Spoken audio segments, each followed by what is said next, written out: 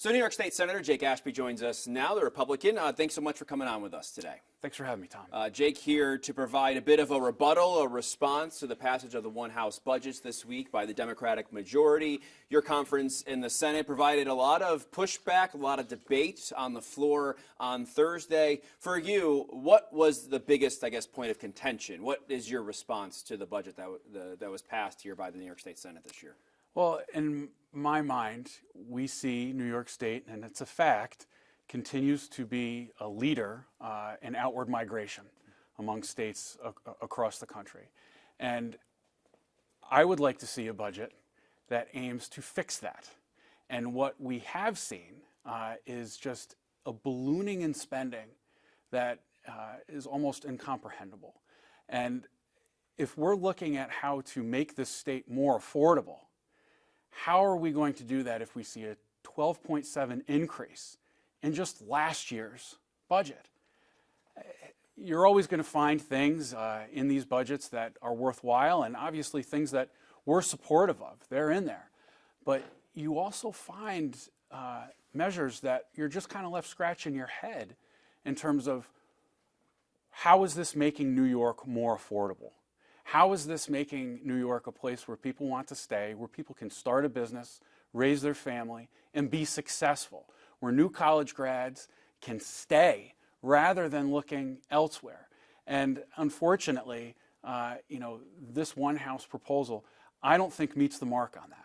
You know, you speak to affordability. That's been a big emphasis for your conference over the course of last year. It has become a big point of emphasis as well for the majority side of things. The governor started her proposal like that. We heard that from the Senate majority when they unveiled this. And you have some of those things that they say will address that. It's the working families tax credit. They want to, the baby bonus is in there as well. You have the rebate checks. Why is that not enough for you? Well, I think one of the biggest drivers that we see in terms of taxes, right? The corporate franchise tax, their proposal is a $2 billion increase. Right, it goes up. Right? I just had a 7.5 to 9.0 for corporate tax. I mean, taxes, yes. Why? Why are we continuing to punish businesses? When we look at Medicaid, has obviously, been in the news. There's zero language in terms of rebasing, right? We continue to see rate increases, right? And we continue to see entities come in each year advocating for increases, but we have not rebased Medicaid for long-term care in almost 20 years. Other states around the country, they do this every 3 to 5 years. We haven't done it in 20. And what this would do is would lift the floor in terms of rates. It would give a new starting point. And think about what this would do for staffing. Think about what this would do for clinicians and just the overall quality of care. Zero language for that, right? And don't tell me that the cost is too much. Don't tell me that you're worried about what's coming out of the federal government. I mean, if that's the case, why are we seeing an overall increase of 12.7% and yet that's not in there? It just doesn't make any sense to me. Do you think some of those increases, at least I heard that from the Senate side. The Assembly side says that they're not really putting anything in to counteract any cuts that could potentially come. The Senate side says, yes, they're trying to create some safeguard, trying to be proactive in case federal government cuts come. Do you think that's necessary? I think it's good to be mindful of that, but I don't necessarily believe that. I mean, there's a lot of uncertainty out there, right? We just saw Senator Schumer say that he was going to help stave off a government shutdown. So we know that there is bipartisanship working in the federal government. Why can't we have that in state government? Why can't we have a serious conversation about some of these issues that continue to drive people out of the state? And yet, we continue to see kind of the same old each year, not addressing these issues. If they were serious about really driving costs down, we would see more pronounced tax cuts. We would see more deregulation for businesses. We don't see that at all. And wouldn't that be a good tack to take if you were worried about the federal government?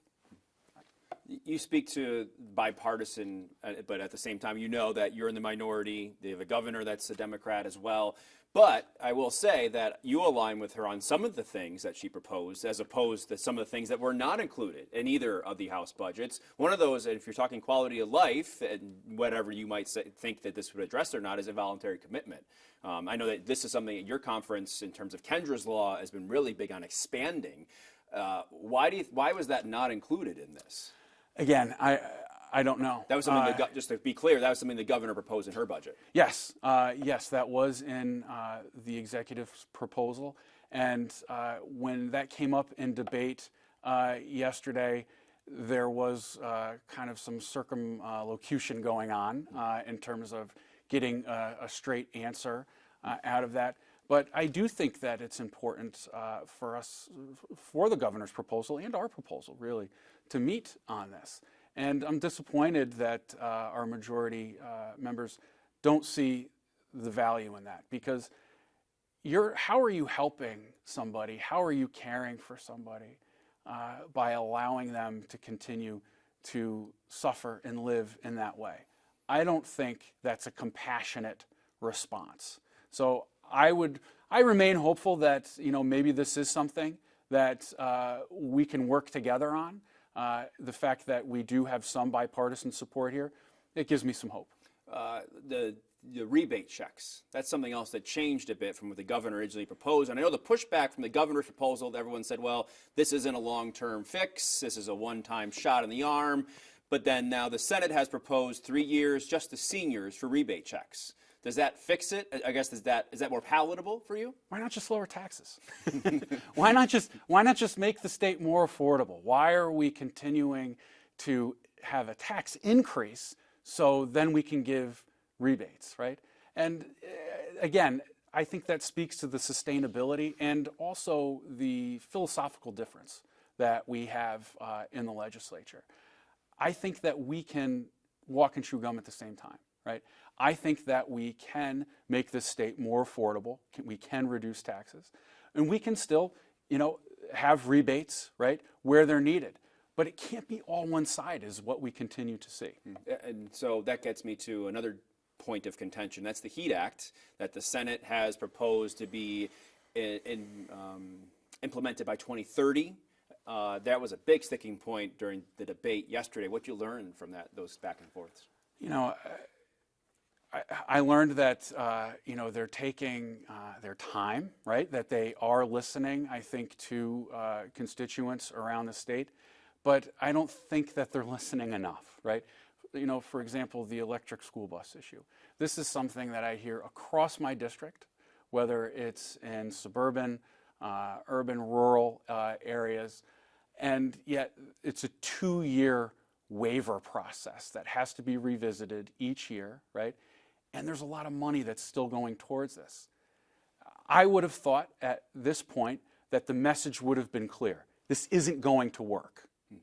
Right? You mentioned 2 years there in regards to the HEAT Act. Senator Krueger did say they're going to do a 2-year study, or they're going to get feedback from people. Does that make it more palatable, depending on what people say, to make a decision based on that? I would think that the fact that people are leaving this state at the rate that they are would give them pause by continuing to pursue this, even at this rate, right?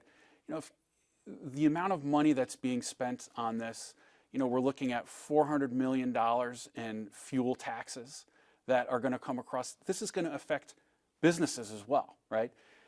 People are again talking about gas stoves, right? New construction, not being able to have gas stoves, and then a period of time in the next couple of years where you're going to have to transition if your community approves. These are the types of priorities that fail to make it across the line in terms of bipartisan support. People continue to leave this state, I believe, because of these misplaced priorities. One more question on the HEAT Act, because I thought the debate was interesting. Senator Krueger did also say that this, from the studies they've done, it would save ratepayers an enormous amount of money, was the quote I wrote down. What do you make of that? I don't believe that, because I don't believe that the type of energy that they are willing to transition to, or that they would like to transition to, is sustainable at this point. And I don't believe that our grid is ready for that. And in order for us to prepare our grid, grow it at that rate, over 4 times its current size, it's going to cost money. Where is that going to come from? Is someone going to write us a check for that? No, it's going to be put on the backs of taxpayers. So how are we going to save? 2 more issues I wanted to get to. The first is the prison closure proposal that was added late by the governor in her 30-day amendment, and now both chambers and the majority have put that in their budget, that she has the ability to close up to 5 prisons within 90 days. And of course, that's what she had last year. She closed 2. I know that was something that you were very vocal about, and a lot of members of your conference were. The argument there, if you look at it in the context of the strike over the course of the last few weeks, is that it will help consolidate corrections officers and mid-staffing. That's something I asked the governor about. I said, is this about the deaths that happened? She said, no, I don't have enough. I lost 2,000 correction officers. This will help us manage the individuals that are incarcerated better. That argument, is that, I mean, I'm assuming, I heard on the floor that prison closures were a sense of frustration, a sense of debate. Is that argument valid for you, that it would help consolidate the I'd first like to correct the governor in that she didn't lose 2,000 correction officers. She fired them, and then she barred them from state employment and potentially county employment, which is obscene. We're looking at staffing shortages across every industry in this state, and this is how you reward or treat people who have given decades of their life in service to this state. It just doesn't make sense to me, and it's the wrong message. Again, we continue to see the wrong message. Do you think these people, if they have the means, are going to stay in New York? Or should we already put these 2,000 potentially in the loss column and moving to other states? Do you think the response by her would have been the same if they did the strike within the realm of NYSCOBA instead of gone off on their own? You know, there obviously was a rift between the corrections officers and their union leadership there. But I also think that speaks to the larger problem that's been ignored over the years within these facilities. It's gotten so bad that this is what it takes. This is what it comes down to. And I don't think that the governor really did her due diligence in listening to these COs, right? Or the union, for that matter, for the last several years, right? These are not old issues. They've just gotten progressively worse each and every year because of the same tact, right? And yet now we're hearing 5 more prisons. And what effort has been made to improve the conditions within there up until these strikes, right? Again, a failure of leadership. Finally here, you had Tom Homan, your conference at the Capitol on Tuesday, calling to repeal the green light laws, sanctuary status. Why, even as a state, address this? It seems like, you know, the Trump administration is doing everything they can to make border crossings fewer and deport people at this point. Why, as a state, do you need to address that if it's becoming less and less of an issue? Well, border crossings are down, but New York State is a border state, right? We share a large border with Canada, and Director Homan was very appreciative and thankful for Canada's cooperation and partnership in this. And I don't think it's frankly something that we can ignore. You know, we saw over the summer many migrants coming to New York State and kind of getting scattered throughout our state. And it's unfortunate that we can't find a bipartisan solution to this. And we can't look to Director Homan for this. His job is to enforce the law. It's our job to come up with better policy at the state level and at the federal level for him to be able to enforce these laws and have good policy, right? Effective policy for this issue to be resolved. I was there for some of the response to this as well. You talk about a bipartisan solution. Are you concerned that his presence will cause maybe even a more polarized move forward here for the majority and passing some of this legislation that's been held up over the course of the last few years and triggering a response in that? Yeah.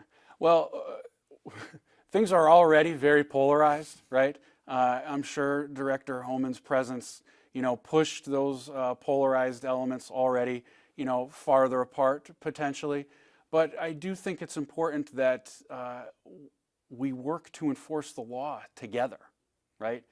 It's why we have good policy and good laws to maintain order, right? And if there are individuals, and I hear of different things happening out there where we can do a better job of creating good policy, then this should motivate us to do that, right?